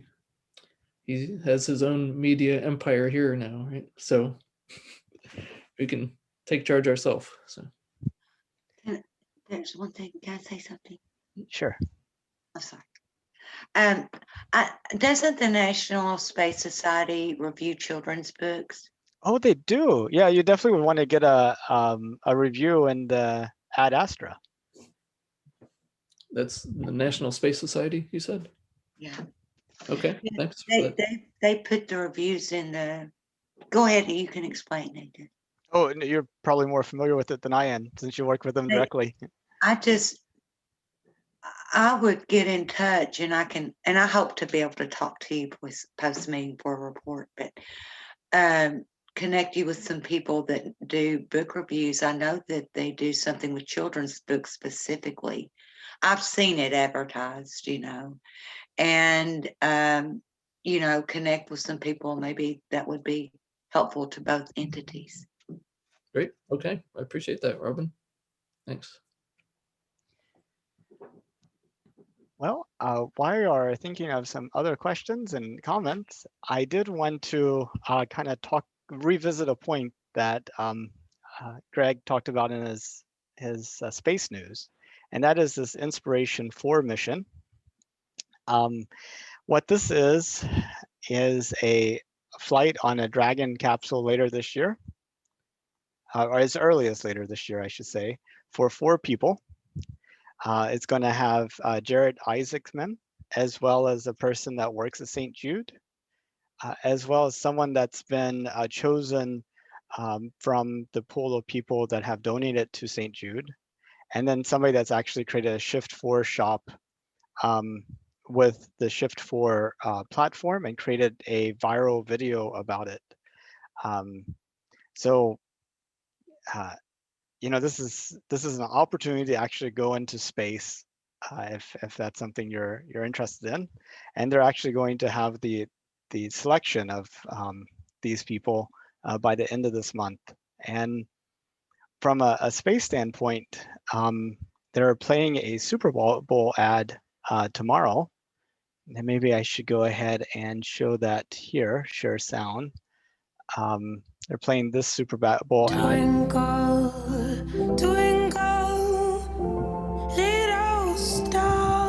This fall, Inspiration 4 launches as the first all-civilian mission to space. And you could be on board. Up above, the world so Visit inspiration4.com for your chance to go to space. So I think tomorrow, whenever they actually play that ad for the millions of people that watch the Super Bowl, there'll definitely be a lot more people thinking about space that wouldn't have been otherwise. So I was just interested in finding out how many of y'all, would actually participate in something like this.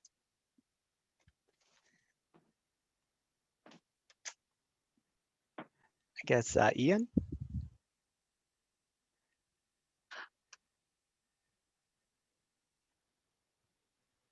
Oh, you are showing me how many people will participate. So we got, about 3 or 4. So yeah, it's interesting. Actually, I talked to somebody this morning for my Countdown to the Moon project. This is where I'm interviewing a person a day about our return to the moon till the end of 2024. And he was actually kind of against a luck-based contest. I much prefer skill-based type of contest. So I thought that was kind of an interesting observation.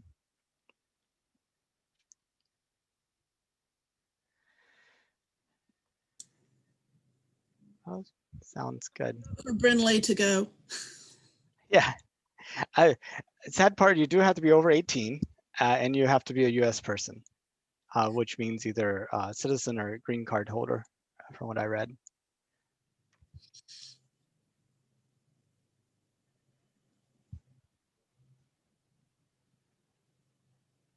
Does anybody have any space events, news, anything exciting that y'all like to share?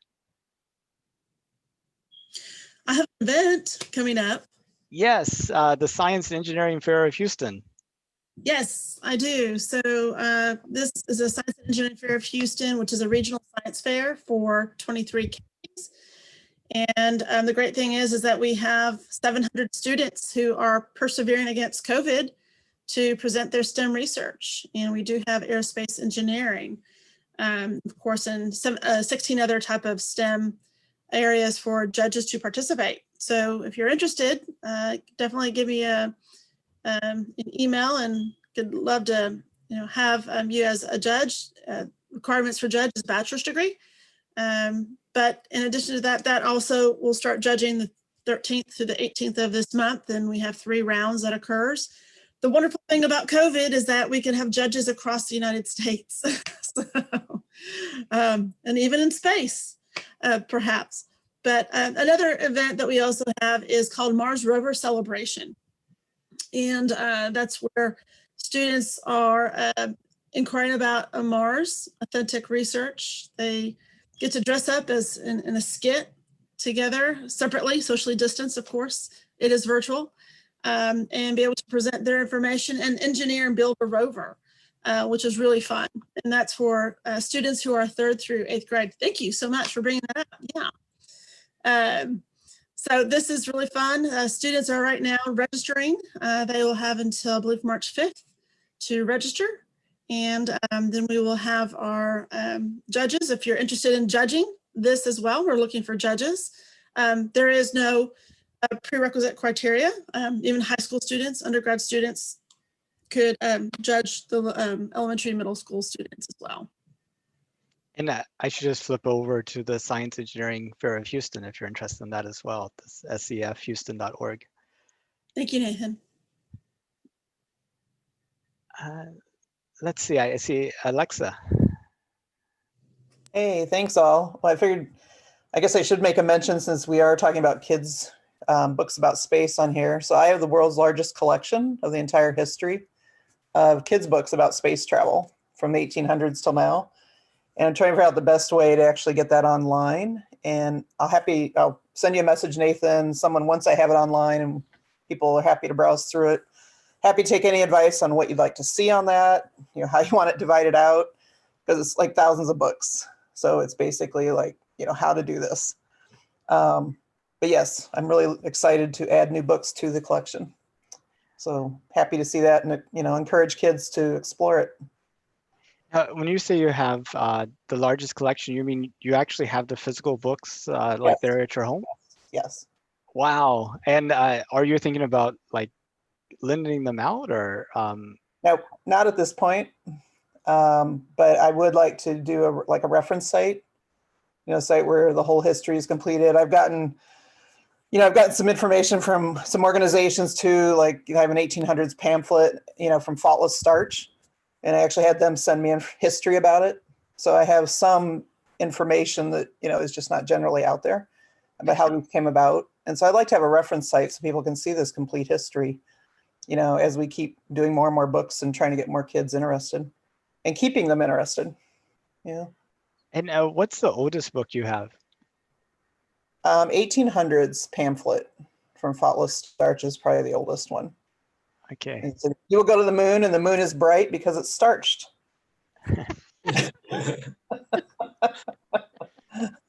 It's like a set of like 30 booklets that they'd put on boxes of starch when the peddlers went around to the farms. And, kids would trade them. They'd be like trading cards. They'd trade them and read. And one of the books is space related. And they did an anniversary set. They actually reissued it all. But yeah, it's very interesting how far back this goes. And when did you start the collection? I've had them since I was a kid. I'm like late 50s now. And so I have some books from when I was a child. Definitely like you said, when do you get interested? You get interested when you're young. So I still have some of the original, Monkey and the Rocket, Andy Astronaut, all those older books from the 60s. And, at some point you just started like having them just because people gave them to you. And then at some point you actually switched over to actually actively collecting. Yes. Do you remember when that was? It's very interesting. I don't know if anyone here probably knows John Sisson. He does the Dreams of Space site. And he also collects the history of kids' space books. So he and I are probably the two collectors that we know about in the world that do this. He's down in Irvine, California. And we've met. We actually met in the 90s and have a picture of us together. But I'd say started picking them up at library book sales, believe it or not, because no one was really most children book collectors don't pick up library books. They're considered ex-library, not worth anything. But libraries and schools would get rid of them, right? Because they need the more modern information to teach the kids. And so these would just be given away more or less. And I realized, they're not going to be available. Like if I don't start saving them, no one's going to have them. We won't have the history. And so then it just kept growing. And now it's, hey, cool new books on Amazon and other places, and, keep accumulating them. So. Where are you located? San Francisco, Bay Area. Oh, okay. Cool. Yeah. So I'm out on the West Coast. And Alexa, do you have any plans to scan or photograph them so that you can make them digitally available in the future? So, copyright issues, all that, right? Well, not the ones from before 1900. That's why I was asking. Yes, no, most of them are later, because that's just when most of them are after 1900 because that's when the space era was for the most part. So I can put it up as resource. I can't scan everything from the books. There's some, I can't do that because I don't own the copyright. Right. I own the book, but I will put up, I will scan some things in and, put things up so people can see what they are. But that is a good question. How can we keep this available for people and still not violate like trademark, copyright, things like that? So. Well, I see we have a number of people with their hands up. So I was sorry, I didn't mean to hijack your meeting. But No. I'm glad you did. But Nathan, I can send you my email if anyone wants to chat later. I'm happy to do that. Yeah, no, happy to chat now too. But I did see some people raising their hand physically, but I'm going to call on the people that did it, virtually first. So David. Yeah, let's see. So if I may, I just want to make an announcement on this Space Settlement Design Competition and the Parallel Entrepreneur Competition, if that's okay. Yeah, go ahead. Got some events coming up, all virtual in the next few months. There's Southwest Regional coming up in a couple of weeks. That's for high school students. There will be the usual JSC Regional coming up in last part of March. There's a Brownsville tournament coming up in, I think, just a little bit before the JSC one. And for JSC, I've got a entrepreneur competition that runs in parallel with the traditional space settlement design competition. The entrepreneur competition is for high school and college students. And that's where we're simulating starting a new space company in parallel with having one of these big settlement design projects that the students have to do. So just gonna mention that. Oh yeah, good, you found This is some at of the spaceset.org. resources. Yeah, that's the main site, spaceset.org, and there was about an hour and a half or hour and some odd segment on the NSS Thursday Space Settlement 2021 this week. It will be rebroadcast on the 13th of February on Saturday.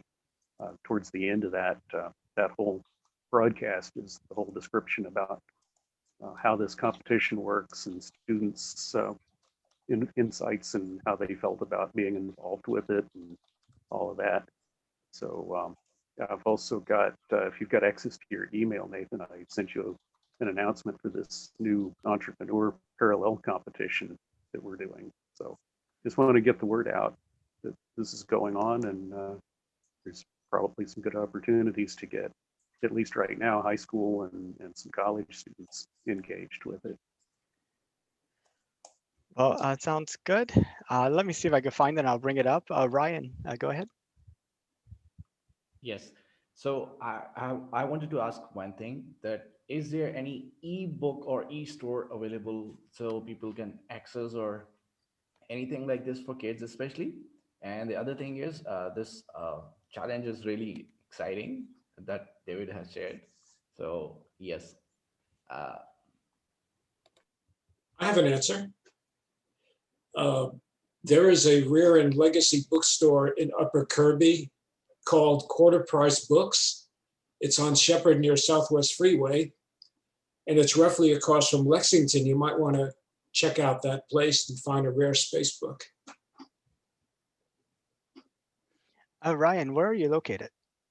I am right now joining from Pakistan. Okay, so a bit of a drive then.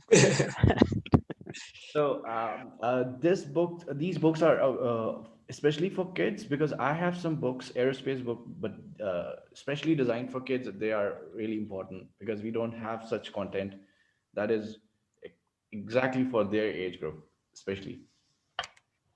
So what do you suggest? Yes, Moon. Yeah, I think this is the Brett site, moonbound.gr8.com. And Brett, you have some PDFs you could download here. Digital would be the easiest way to get something to Pakistan.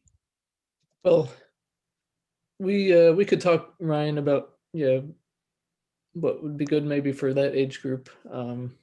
What I heard him ask earlier though was if there was an online store that collected all these space books for kids, or was that right, Ryan? Yes. Yeah. Thank you so much. I don't know if Quarter Price Books does have a website. It's been in town for quite a long time, but I can research that. Yes, and I'm excited about Brett's book actually. Hopefully, we'll see some exciting stuff. Thanks. Yeah, I think it sounds like a few people here said that middle schoolers have a gap in things available to them on these topics. So that's interesting. And also I saw, Ken, you had your hand up earlier. Yes, thanks, Nathan. What was I going to ask? Oh yeah, I'm sorry. Not exactly space related, but UT has something called the Texas Science Festival coming up from February 16th through March 26th, and it has programs on all kinds of science topics, including cosmology and astronomy. So if you Google Texas Science Festival, you'll be able to find that, and it's for all ages. That's it. Texas Science Festival. Here, let me share out my screen. Maybe you can guide me a little bit. I can send these out. Is it Texas Science Engineering Fair? No, it's called the Virtual Science Festival as big as Texas. Yeah, Oh, this one right here. that's it. Oh, and that's after the Houston Science Fair. So it's kind of Yeah, and it has a wide range of topics, and they're all free. yeah. I could Based on the- definitely send out links to all these things so that everybody has them, and put them on our website as well, northhoustonspace.org. So on the subject of rare and old books, I'm wondering if the book called Your Trip into Space by Lynn Poole made it into the collection. That's a question for Alexa, right? Yeah, It did. that was one of my favorites when I was about 9 or so. Very accurate too, actually, in the way it portrayed space flight. From an engineering standpoint, it was actually pretty accurate. Yeah, it's super fascinating to see the history in one view. Yeah. But I'm excited for now. I mean, like what Brett's coming out, other people coming out with books now. It's very, very cool, like golden age now coming again for books for kids. Yeah, just looking here, it is 1954. The book was published. Yeah.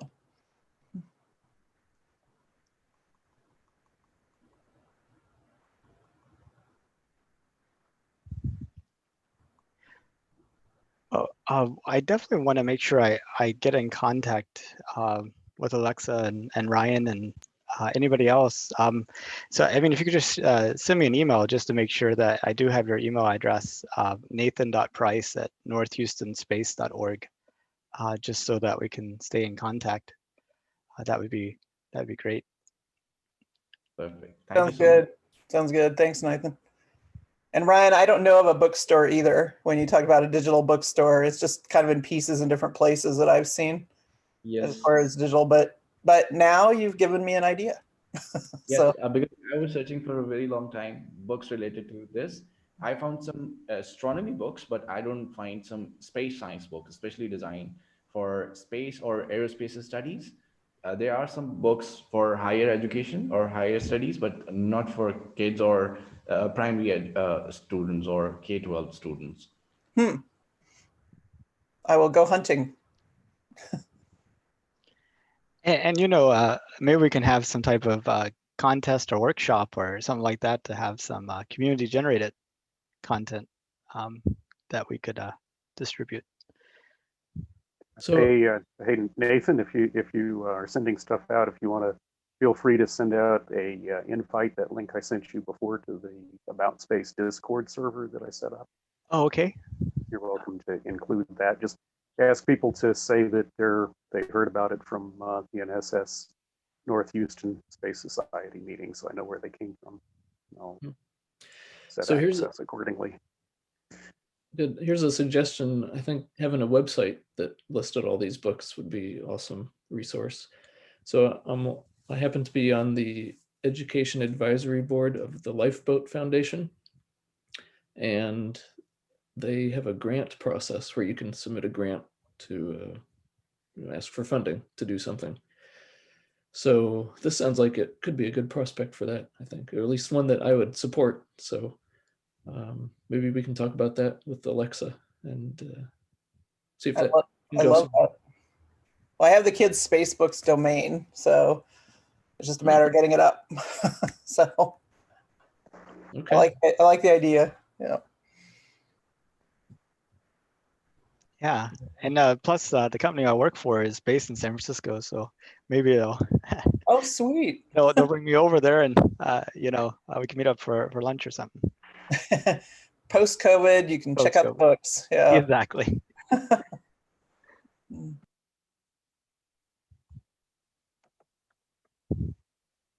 This has been a really great session, everyone. Just letting everyone know. Really enjoyed it. We're glad to have you and everyone else here too. Oh, one other interesting one I've got going on, Nathan, you might like to hear about. Our winning competition team from the Asian regionals for the Space Settlement Design Competition. Or we're working with them on putting their settlement design into a virtual reality VR chat platform, where you can go visit their facility and having it basically represented in the virtual reality domain as it was intended to be designed in the competition. And that's in work, but we can, once it's a little bit further along, we can publish a link to it. Maybe do, for those that don't have VR capable equipment, I could do a Zoom screen share or something.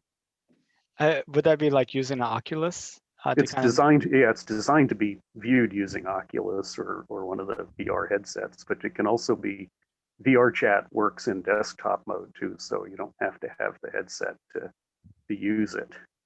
And it can be screen shared and streamed. It's kind of neat. Cool.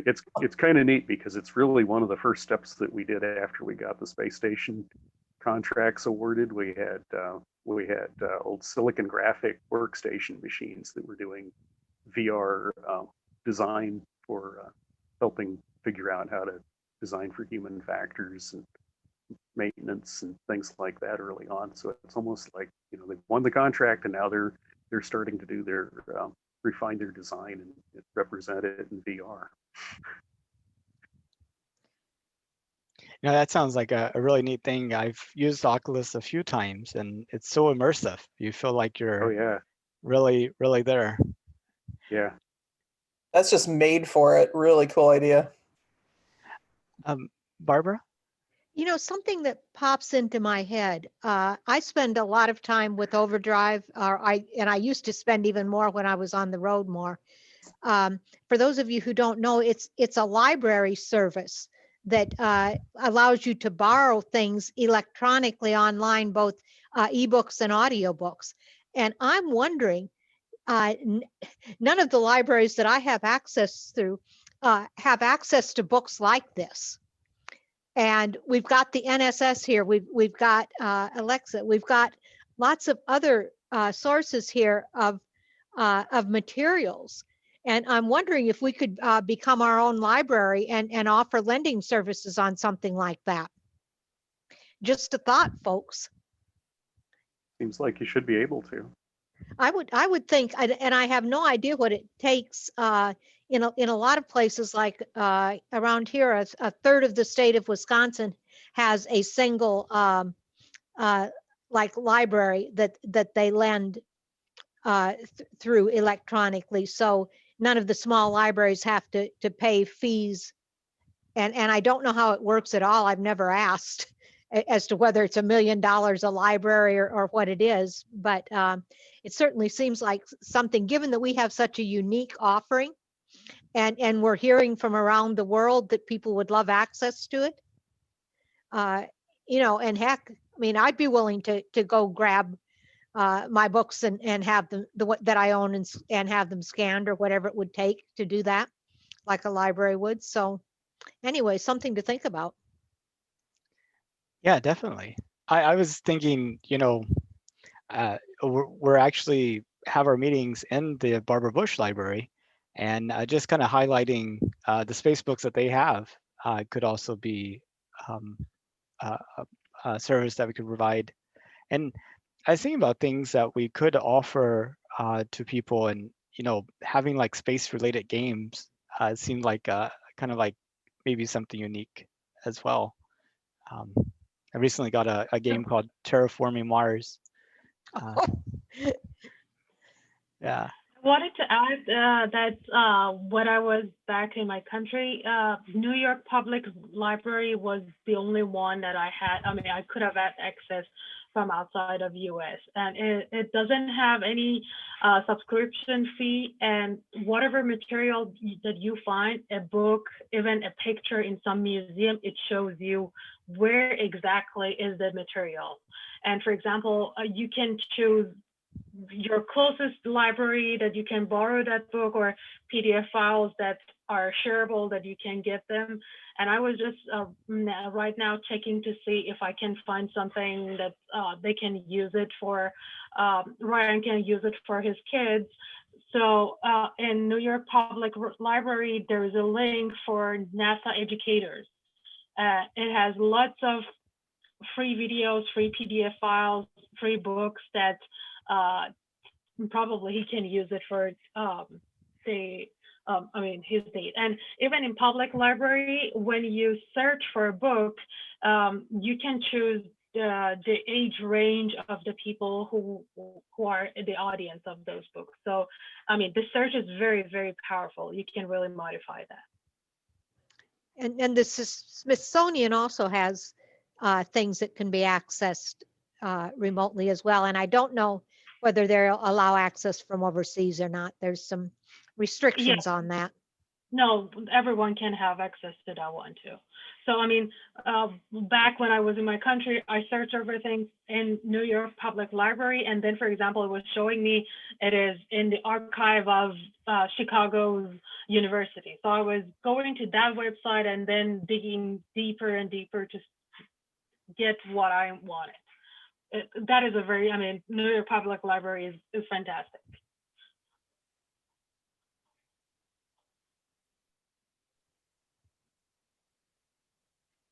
I love that. I wonder how they're doing the rights management. That would be that's like the deal breaker, right? That's the key.